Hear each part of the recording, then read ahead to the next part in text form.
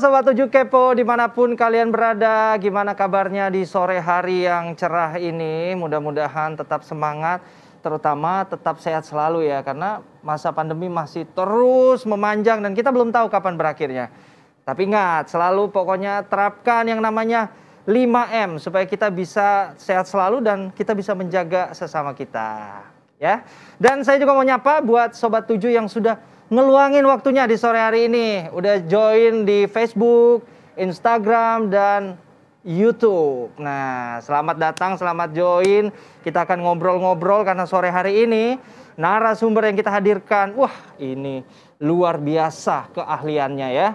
Jadi ini adalah Mams, satu anak, dan tentunya apa sih keahliannya, apa sih kebisaannya. Ini adalah salah satu pelatih atau instruktur berenang khusus bayi. Nah, belum pernah dengar kan pasti kan. Ayo makanya langsung join, ajak teman-temannya langsung join kita sore hari ini. Dan kita akan lihat, kita akan ngepoin dulu intronya apa nih, kira-kira seperti apa. Ini dia. Go, hop. Ambil, hop. Ambil ringnya. Yes. Hai Lily. Oh, kamu mau main sama Lily juga. Gemes banget. Oh, menemukan teman kayak gitu. Oh, gitu ya, gendong. Nah, itu dia bintang tamu kita sore hari ini, Dayu Hatmanti. Langsung aja ya kita panggil, kita join langsung karena semua pasti sudah penasaran. Bu Dayu, selamat sore. Halo Mas Roland, apa kabar? Baik-baik, sehat-sehat selalu. Bu Dayu gimana kabarnya, sehat? Alhamdulillah sehat-sehat. Semoga semua yang lagi nonton juga sehat-sehat ya. Amin, amin. Ya wajib ya, sekarang kita harus saling menjaga kondisi sendiri, kemudian lingkungan sekitar juga ya. Nah, ini ngomong-ngomong nih, saya manggilnya enaknya apa? Bu Dayu atau apa? Boleh Bu Dayu, soalnya biasanya emang dipanggil gitu. Oh gitu? Oke, karena saya melihat kita seumuran soalnya, jadi saya manggil ibu kayak... Boleh juga, boleh panggil apa aja sih. Oke, saya manggilnya yang sapaan seperti tadi aja ya, Bu Dayu ya. Oke, nah Bu Dayu, ini kan kalau di masa pandemi ini terutama untuk ibu-ibu ya, punya anak, kita ngurus anak. Nah ini gimana sih, ada treatment khusus kah? Terutama anak-anak kan butuh diajak main ya, butuh jalan-jalan. Nah kondisinya lagi pandemi. Betul, Nah, jadi tuh? anak-anak itu punya kebutuhan itu ya. Jadi bukan cuma kita kan biasa ngeliat segala macam, terus bosan di rumah, pengen lihat-lihat, pengen explore gitu. Nah, apalagi kalau anak-anak di usianya itu adalah usia di mana anak-anak tuh pengen tahu banyak hal gitu. Dan kondisi seperti sekarang ini, wah banyak banget yang jadi terbatas gitu kan. Kita mainnya cuma boleh sekitaran lingkungan rumah. Nah, itu adalah kuncinya orang tua. Iya, itu harus sabar karena ya pasti sebenarnya semua ibu pasti pengen banget nemenin anaknya untuk eksplorasi banyak hal di rumah, main, belajar. Tapi kadang-kadang juga wah sebagai ibu kan manusia juga nih, kita punya emosi gitu kan. Saya sendiri kayak gitu soalnya. Jadi harus jago-jago jaga emosi, terus juga tetap dituntut untuk kreatif. Nah, itu ibu-ibu tuh emang top tuh. Jadi karena kalau bicara soal kreatif kan mungkin nggak semua orang ya punya pikiran kreatif. Biasanya kan anak-anak tuh kan kalau di rumah, kan ini lagi pandemi, mereka pengen jalan, pengen main. Nah, kalau di rumah aja kan sekarang berarti membutuhkan effort khusus ya buat orang tua ya. Nah, kira-kira kalau dari Bu Dayu sendiri sebagai seorang pelatih atau instruktur renang untuk bayi nih, apa sih yang lagi dirasain sekarang gitu loh dalam kondisi seperti ini gitu loh? Wah, ini memang kondisi super darurat, terbatas segala macam. Tapi lagi-lagi tadi kreativitas itu bisa kita dapat dari mana aja. Jadi idenya itu bisa berasal dari internet, tinggal kita googling. Kegiatan di rumah itu pasti banyak banget, breakdown atau baca buku, atau di Instagram ide-ide tentang kegiatan di rumah yang bisa dilakukan bersama anak itu banyak banget. Dan kalau aku pribadi, aku memang dari pertama banget pandemi kayak langsung mikir apa nih yang kira-kira si Kinar bisa catch up nih, bisa ikuti dan tetap seru gitu, walaupun pasti ada juga bosen-bosennya, itu natural banget, that's okay gitu buat bosen juga, tapi ya ini maksudnya the next day kita harus tetap mikirin apalagi nih kira-kira yang bisa anak-anak lakukan. Nah kalau di rumah aku udah segala macam deh dilakuin, mulai dari bikin masak bareng, terus bikin craft bersama sampai pas awal pandemi itu kita punya kucing. Nah itu juga membantu banget ternyata buat anak untuk supaya punya kegiatan, punya teman main di rumah seperti itu. Terus bikin kalau nggak bisa berenang di kolam, bikin kolam karet di rumah, bikin permainan yang menyenangkan di air, banyak hal sih. Atau mulai berkebun, kan pasti awal pandemi itu lagi heboh tanaman-tanaman, ajak anaknya involve, bikin setiap hari list down buat dia. Oh dia harus kalau kita punya tanaman harus disiram misalnya, beberapa minggu sekali dikasih pupuk. Nah hal seperti itu sih, kita pasti nggak akan kehabisan ide kalau misalnya kita terus mencari. Jadi ada ininya, ada unsur hobinya, kesenangannya, kemudian ada edukasi yang penting ya, Bu Dayu ya. Betul. Nah supaya kita nggak stres juga, lakukan hal yang sebenarnya ibu juga suka lakukan gitu. Misalnya di rumah bikin kue, ya udah ajak aja anaknya, mau berantakan kayak gimana. Tapi itu adalah proses dia belajar gitu kan, proses dia belajar. Terus kita juga senang ngajarinnya. Terus ada yang suka tanaman misalnya, ajakin anaknya untuk ikutan involve gitu. Kalau yang sebelumnya anaknya nggak tahu nih di rumah sebenarnya kita bisa ngelakuin apa sih, banyak sekali ternyata gitu. Dan semenjak hampir 2 tahun ini kita pandemi dan lebih banyak di rumah, emang jadi tereksplorasi sendiri gitu. Pernah juga mati gaya, cuman enggak nih, kita harus tetap nyari nih, anak kita nggak bisa dibiarkan nggak ngapa-ngapain di rumah kan. Selain itu nggak bagus buat perkembangan dia secara mental, tapi secara fisik juga itu bikin dia nggak tersalurkan energinya gitu. Jadi ini sih banyak banget ide, jadi jangan takut untuk kehabisan ide karena banyak banget sebenarnya bisa kita cari di internet, di Instagram, di buku-buku gitu. Udah gampang ya, mengaksesnya juga udah gampang banget ya. Gampang sekali ya.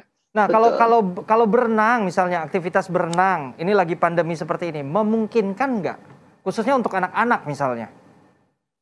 Memungkinkan kalau di rumahnya ada kolam renang sendiri, ya berenang aja. Cuman berarti berenangnya di ini ya, di rumah aja gitu ya? Di kolam, nah gini, jadi sebenarnya beberapa waktu lalu aku kan juga terjadi Aquatic Baby Indonesia, gitu kan. Kita mengikuti jadwal dari pemerintah ketika bilang harus tidak diperkenankan buka, kita akan tetap tutup gitu. Tapi ketika dibuka kita melakukannya dengan protokol yang sangat ketat gitu. Nah itu adalah komitmen kami di Aquatic Baby Indonesia. Tapi kalau di kolam renang umum itu yang harus jadi concern banget gitu buat siapapun yang mau berenang gitu.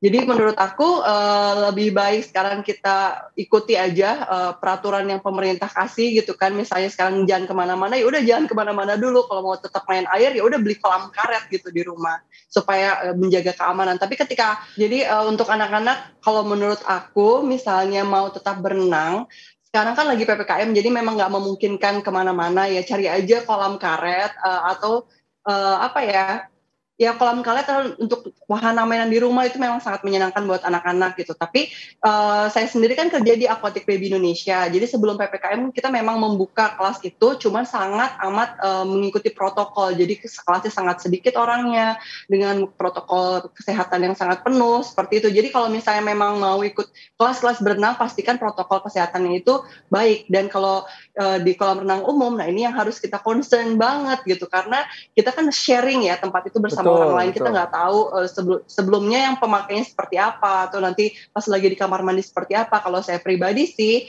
untuk memakai kolam umum sekarang mendingan jangan dulu, karena itu resiko tinggi apalagi buat anak-anak. Jadi benar-benar sebaiknya sekarang kita keep dulu ya, di rumah aja, aktivitasnya juga banyak dilakukan di rumah. Jadi lebih safe begitu ya. Nah, ini betul. Pertanyaan yang menarik berikutnya untuk Bu Dayu nih adalah, dengar-dengar nih dari intel kita di lapangan, asik, yang udah ngepoin Bu Dayu. Katanya Bu Dayu ini seorang traveler dan juga pernah jadi Miss Kuba ya, 2011 ya? Betul ya. Nah, 10 tahun lalu berarti. 10 tahun lalu. Nah, ini kan sekarang berarti profesinya sebagai pelatih renang khusus untuk bayi. Ini ada hubungannya nggak dengan prestasi atau hobi yang sebelumnya? Karena kadang-kadang sekarang kalau kita bilang instruktur untuk berenang untuk bayi gitu ya khususnya, ini kayaknya mungkin orang masih agak awam gitu ya. Ini gimana gitu loh backgroundnya terus sampai memilih profesi ini? Oke, jadi memang dulu saya adalah TV presenter buat acara jalan-jalan gitu kan. Sampai sebelum menikah saya masih terus jadi TV host seperti itu dan Oke. juga traveling untuk beberapa brand buat campaign seperti itu. Tapi ketika menikah dan alhamdulillah langsung dikasih Kinar anak saya, Oke. kayak dunia tuh langsung berubah gitu loh. Jadi prioritasnya bukan lagi ke sana walaupun traveling itu selalu jadi passion saya, selalu jadi hobi saya, sesuatu yang paling membuat saya happy gitu kan. Tapi ketika sudah berkeluarga semuanya itu berubah gitu, prioritasnya bukan lagi ke sana. Cuman dari hati saya tetap kayak pengen banget ya sebenarnya suatu saat untuk traveling lagi, tapi saya sangat menunggu saat itu datang dengan tepat gitu. Jadi selama menunggu waktu itu datang aku mikir bisa ngapain lagi ya, yang sesuai hobi. Nah, hobi saya tuh memang berenang, terus diving, terus free diving yang biasa dulu saya lakukan. Tapi kan nggak mungkin lagi karena saya punya anak gitu di rumah. Saya nggak mungkin meninggalkan dia dalam waktu lama untuk hobi saya tersebut atau menjalani pekerjaan tersebut gitu. Jadi saya mikir apa yang kira-kira masih bisa saya lakukan hobinya, tapi juga nggak meninggalkan anak saya dalam waktu lama gitu, dan lokasinya deket pula ternyata renang bayi karena saya suka banget ngajar, saya juga suka anak-anak, saya suka air, ya udah komplit. Itu jawabannya ada di jadi guru renang bayi gitu. Tapi ada kesulitan nggak ya kira-kira untuk mengajari bayi berenang sama mengajari mungkin anak-anak yang udah lebih dewasa gitu? Ada nggak tingkat kesulitannya? Atau mungkin, lebih sulit ke bayi nih, makanya lebih menantang? Oke, ini pertanyaan menarik banget. Jadi sulit gak sih ngajarin bayi? Sebenarnya yang kita ajarin itu ibunya. Jadi kalau di kelas renang aku di Aquatic Baby, ibu harus masuk juga berserta bayi-bayinya gitu ke kolam gitu. Jadi ibu dan bayi. Yang kita lakukan adalah kita jadi fasilitator. Kita ngasih tahu ibu, ayo kita lakukan seperti ini gitu. Nanti ibunya yang ikutin dan ibu yang melakukan. Sebenarnya tujuannya apa sih renang bayi itu? Bukan cuma anaknya nanti lulus dari sekolah renang terus jadi atlet olimpiade gitu yang tiba-tiba jago renang. Enggak, sebenarnya di tahap pertumbuhannya dia dari 6 bulan sampai ke atas gitu ya, itu yang aku ajarin bayi umur 5 bulan sampai ke atas, itu yang paling diperlukan adalah perkembangan dia secara jadi lebih kepada ini ya, sebenarnya lebih bukan melatih berenang bayi itu bukan kita sama bayinya pelatihnya, tapi ada momen sama ibunya di situ ya. Selalu ya, kalau bayi harus selalu didampingi sama orang tuanya, mau ibu atau bapaknya, dan itu yang paling penting sih menurut aku. Jadi kenapa sih renang bayi gitu? Kenapa bayi harus diajarin renang dari kecil? Emang mau ikut perlombaan di mana sih sampai harus dikursusin? Tapi sebenarnya itu adalah sangat baik untuk perkembangan anak secara keseluruhan. Tumbuh kembang anak tuh sangat bagus ketika kita ngajarin dia renang. Dan yang paling penting lagi adalah bonding. Jadi ibu sama anaknya tuh punya waktu yang sangat berkualitas untuk mengenal satu sama lain. Jadi berenang bayi kan ibunya ngasih instruksi ke anaknya, terus anaknya berusaha paham tentang ibunya. Nanti anaknya nangis, ibunya tahu bersikap, kalau misalnya anak aku nangis, berarti apa yang harus aku lakukan? Oh ternyata anak aku nih happy nih diginiin. Jadi itu salah satu cara untuk lebih mengenal anaknya. Begitupun dengan anaknya ke ibunya. Oh ternyata ibu aku nih take care sama aku ya. Kalau misalnya aku ngasih tahu kode ini, kan belum bisa bicara nih bayi nih. Ternyata ibu aku paham ya. Jadi bayi itu belum bisa menyampaikan apa yang dia maksud, tapi dia bisa merasa dan dia akan merekam itu selalu di otaknya gitu. Itu yang paling menarik sih. Jadi sepanjang aku ngajar renang bayi, ngelihat anak-anak itu gimana berprogres sama ibunya, kedekatan mereka, kelekatan mereka, itu yang membuat aku sangat happy gitu. Ternyata anak dan orang tua itu hubungannya bisa jauh menjadi lebih baik ketika mereka melakukan kegiatan yang menyenangkan bersama gitu. Nah, pernah nggak nemuin ada orang tua tuh yang kayaknya masih ya katakanlah masih awam gitu tentang bayi berenang, bagaimana ngajarinnya, dan ada ketakutan gitu. Pernah nggak sih ketemu orang tua yang ketakutan? Oh jangan nih nanti kenapa-napa, nanti masuk angin bayi saya gitu.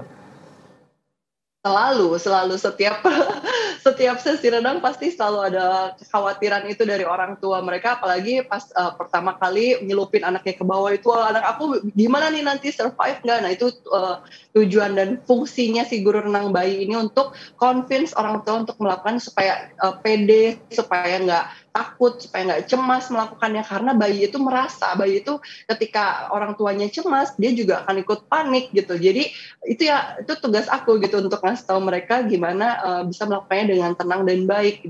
Karena itu setiap sesi renang bayi, ini aku harus bilang ya kan, harus didampingi sama profesional karena tidak bisa dilakukan dengan apa ya, asal-asalan gitu. Ini kan menyangkut dengan nyawa ya, dengan betul. organ tubuh segala macam gitu. Jadi lebih baik memang dilakukan sama yang profesional untuk disupervisi gitu. Jadi kalau jawab pertanyaannya, pernah nggak ketemu ibu yang takut gitu ya? Banyak mereka justru bagus. Orang ibu yang takut, ibu yang panik di awal adalah ibu yang ingin tahu biasanya lebih banyak tentang gimana cara yang paling aman untuk melakukannya. Dibandingkan kalau yang asal-asalan gitu kan banyak juga ya. Nah, lebih bagus ibu yang pengen tahu lebih banyak karena dia akan belajar untuk melakukan hal dengan baik gitu. Nah, saya itu Budayu beberapa hari lalu deh, atau mungkin minggu lalu, saya lupa tepatnya. Saya pernah lihat di media sosial, jadi di Instagram gitu, ada bayi yang mungkin umurnya setahun kali ya, atau setahun lebih ya. Jadi nggak bayi-bayi banget lah ya, udah lumayan, ya setahunan, mungkin setahun lebih. Itu sama orang tuanya, bule kebetulan, itu dicelup langsung ke kolam loh. Dia muter-muter di dalam sampai dia keluar lagi gitu loh. Metode apa itu? Apakah ngelatih berenang, orang tuanya ngelatih berenang, atau asal have fun aja gitu? Karena dicelupin loh, dilepas, digambar di dalam, dia ngerekam pakai GoPro, itu bayinya bisa muter dan bayinya nggak takut, dia sambil ketawa.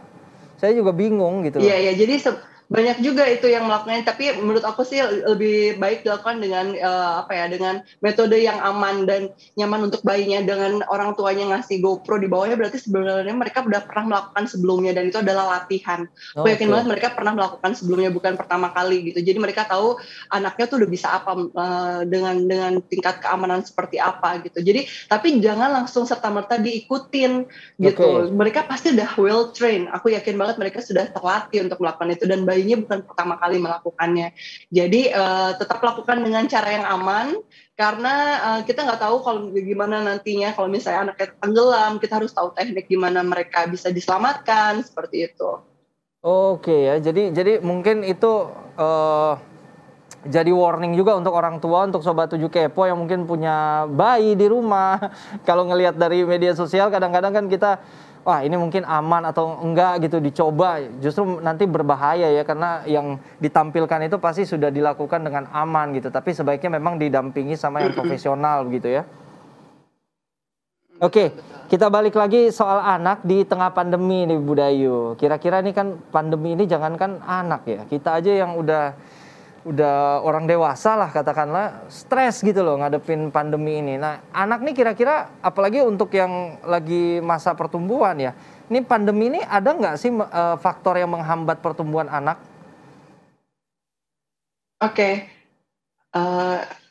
jadi sebenarnya adalah yang takutnya terlewat selama pandemi adalah kesempatan mereka untuk belajar dan eksplorasi itu kan. Jadi biasanya dulu anak saya tuh umur 2,5 tahun udah masuk sekolah, dan dia sangat happy karena di sekolah dia ketemu temennya, ketemu gurunya, terus dia bisa main di playground di belakang, bisa main pasir, bisa main prosotan segala macam. Tapi ketika pandemi datang, semua itu harus tiba-tiba di-cut dan dirubah jadi online, yang which is sebenarnya krik-krik banget kan buat anak-anak tuh. Aduh, apa sih happy. Orang tua aja kayak melakukan itu berhari-hari, setiap hari itu bosen, apalagi anak-anak gitu kan. Jadi beruntungnya saya punya partner untuk mengajar anak yang baik, itu adalah guru-gurunya anak saya di sekolah, dan mereka punya metode yang sangat menyenangkan untuk itu. Jadi kalau aku pribadi sih benar-benar tertolong sama itu, dan anak-anak memang waktu yang terpotong selama pandemi ini cukup berharga gitu. Jadi jangan sampai juga orang tua ngelewatin perkembangan anaknya dengan ya udahlah namanya pandemi nggak usah belajar. Kita jangan menyerah dengan kondisi ini gitu. Anak-anak tetap butuh belajar, anak-anak tetap butuh stimulasi, tetap butuh eksplorasi. Jadi lakukan yang terbaik yang bisa kita lakukan di rumah.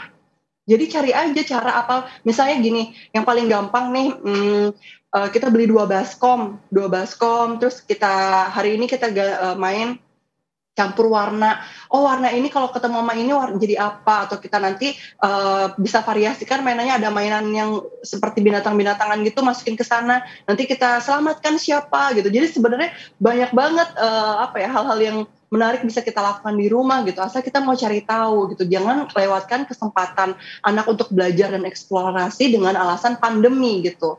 Atau kayak main sekitaran rumah kita sembunyiin mainannya dia, nanti dia akan cari itu hide and seek toys, terus juga wah banyak banget sih kalau diceritain sebenarnya bisa melakukan hal-hal yang seru di rumah.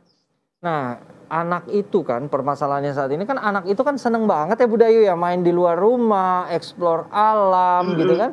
Mereka happy gitu loh dengan sesuatu mungkin ngelihat bunga, rumput, mereka bisa tidur-tiduran ya apapun mereka bisa explore di alam terbuka. Sekarang kondisi lagi pandemi nih, kira-kira gimana sih nyiasatin anak tuh kalau pernah nggak ada yang mungkin nanya gimana sih trik atau tipsnya gitu loh ketika ada anak yang nanya, "Mah, jalan-jalan keluar yuk, lihat lingkungan sekitar gitu, jangan cuma di rumah aja gitu, bosen nih main di rumah gitu loh." Nah, kira-kira tips dan triknya tuh seperti apa gitu loh? Oke, ini sebelum PPKM kemarin aku sempat ngajakin Kinar anak aku 2 kali kita pergi ke sebuah tempat yang memang alam gitu. Dan kita make sure tempat itu sepi, tempat itu bisa menerapkan protokol dengan baik gitu. Jadi kita lagi-lagi dituntut untuk jadi orang tua yang harus bisa riset gitu kan, tempat mana yang sebenarnya aman. Walaupun sebenarnya keluar rumah itu kita punya resiko kan, setiap kita keluar rumah itu adalah ada resiko yang harus kita tanggung. Karena itu untuk meminimalisir resikonya kita harus memperkuat apa yang kita punya untuk bisa jadi pelindung kita gitu. Protokolnya dibenerin, habis itu kemana badan kita juga harus selalu fit misalnya. Tapi kan karena PPKM ini benar-benar strict, kita nggak bisa kemana-mana, ya udah kita nggak punya pilihan lain, kita harus menggunakan segala macam sumber daya yang ada di rumah. Misalnya anak aku Kinar masih suka main sepeda, yaudah aku nggak apa-apa dia main sepeda di depan rumah, tapi menggunakan masker, double masker misalnya gitu. Dan dia nggak berkerumun sama teman-temannya gitu. Terus juga main aja sekitar rumah, kalau misalnya pengen ngelihat yang hijau-hijau, ya udah menanam bunga bersama, terus tiap hari nanti anak-anak tuh akan happy ngelihat bunga itu tumbuh, gimana mereka akan merawatnya gitu. Jadi kita juga harus menjelaskan sih sama anak-anak kalau kondisi sekarang itu adalah kondisi yang terbatas dan darurat, akan jauh lebih mudah untuk mereka paham dibanding kita kayak terus kita nggak boleh keluar gitu. Ya, jadi berarti mungkin beban terberat ya orang tua ketika memang harus mengedukasi anak di masa pandemi ini ya, harus berpikir kreatif, harus mencari cara gitu loh untuk bagaimana anak ini tetap nyaman dan edukasinya dia pun walaupun di rumah aja tetap berjalan begitu ya Budayu ya. Betul. Jadi menurut aku sih yang paling penting juga adalah kita bisa menyampaikan ke anak-anak dan memberikan penjelasan kenapa sih sebenarnya kondisi sekarang itu terbatas gitu. Kenapa mereka nggak bisa seperti dulu untuk punya waktu bermain, punya waktu belajar bersama teman-temannya gitu. Kita kasih penjelasan sebenarnya ini bukan hal yang mengada-ada gitu, karena di luar kondisinya darurat, di luar tidak aman, jadi kita hanya bisa di rumah. Hopefully dengan kita memberikan penjelasan itu mereka akan lebih menerima dan mau kooperatif dengan apa aja yang kita kasih buat mereka gitu. Betul. Nah, terakhir nih, rencana kedepannya dari Budayu, ini kan lagi pandemi, sedangkan aktivitas Budayu banyak berkecimpung harus misalnya ketemu orang. Kalau sebelum pandemi kan pasti ketemu orang, ketemu ibu dan anaknya, kemudian ngajar bayi berenang. Nah ini kedepannya kalau pandemi yang kita nggak tahu nih kapan berakhirnya kan, kapan selesainya kita nggak tahu gitu loh. Rencana kedepannya seperti apa? Rencana kedepannya kita akan terus melihat perkembangannya gitu ya. Kalau misalnya pemerintah masih memberlakukan PPKM atau pembatasan kegiatan untuk masyarakat, kita pasti akan patuhi itu dulu. Jadi jangan kayak serta-merta, aduh nggak bisa nih gue harus jalan-jalan sekarang, udah bosan banget, cus jalan-jalan sementara pemerintah melarang itu. Enggak. Ada hal yang lebih prioritas dan penting, yaitu keselamatan kita. Buat apa kalau kita jalan-jalan atau berkerumun atau ketemu ngumpul-ngumpul, tapi ujungnya kita akan menyesal gitu. Jadi rencana jangka panjangnya mungkin bisa dibilang aku pengen ngikutin schedule atau keputusan dari pemerintah, dan aku sendiri untuk diriku sendiri supaya tetap sehat dan waras gitu adalah sebagai ibu kita harus punya me time. Halo ibu-ibu seluruh Indonesia. Jadi untuk aku yakin banget keluarga yang sehat itu dimulai dari ibu yang sehat dan waras gitu kan. Bukan cuma sehat fisik tapi ibu juga butuh hiburan gitu. Kalau butuh support system yang baik. Jadi ini harus dikomunikasikan sama orang rumah atau suami gitu kan. Hey, tolong aku udah burn out nih, aku butuh waktu untuk nonton drama Korea misalnya. Aku butuh waktu penyegaran. Kasih aku 1 jam atau 2 jam untuk menonton, habis itu I'll be back to the family, terus I will take care of you guys. Jadi sebenarnya komunikasi itu sih, jadi lebih ke internal dulu, ke keluarga, di komunikasi dibenerin, habis itu kalau misalnya ibunya udah happy, ibunya akan punya ide-ide brilian yang akan membuat keluarga itu juga jadi lebih senang, lebih happy gitu. Betul, ya mungkin nanti ada terobosan kali ya gimana cara ngajarin bayi berenang tapi secara virtual. Karena kalau pandemi sebenarnya agak sulit ya. Mungkin bisa ibunya tetap di rumah dan mungkin Zoom sama Budayu dan Budayu ngajarin, oh Mams ini harus seperti ini ya, siapa tahu gitu loh kan. Siapa tahu ya. Iya benar, karena sekarang kan udah serba virtual, meeting virtual, ya kan kita koneksi sama keluarga juga virtual gitu ya. Oke, kalau gitu terima kasih Budayu untuk kesempatannya, untuk waktunya di Sobat 7 Kepo. Semoga tetap sehat selalu, Budayu dan keluarga, si kecil juga tetap sehat selalu, tetap semangat dan sukses ya untuk jangka panjangnya, rencana jangka panjangnya. Terima kasih banyak Mas Roland, betul. Terima kasih banyak untuk kesempatannya. Dan semoga pandemi segera berakhir ya. Jadi kita bisa aktivitas lagi, bisa lebih bersosialisasi dan lebih gembira lagi. Gitu. Terima kasih Budayu sekali lagi. Sampai ketemu lagi. Nah, Sobat 7 Kepo, itulah tadi bincang-bincang kita, seru kan? Jadi kita bisa mendapatkan edukasi, pengetahuan yang baru. Oh, ini ada profesi seperti ini. Dampak positifnya seperti apa gitu ya, Sobat 7 Kepo. Terima kasih sekali lagi yang udah join di livecast kita sore hari ini dari Facebook, dari Instagram, dari YouTube. Tetap sehat selalu semuanya, tetap sukses selalu di tengah pandemi apapun yang dilakukan. Saya Roland Lagonda, sampai jumpa di Sobat 7 Kepo next time. Terima kasih sudah menonton Sobat 7 Kepo. Sampai jumpa di episode selanjutnya.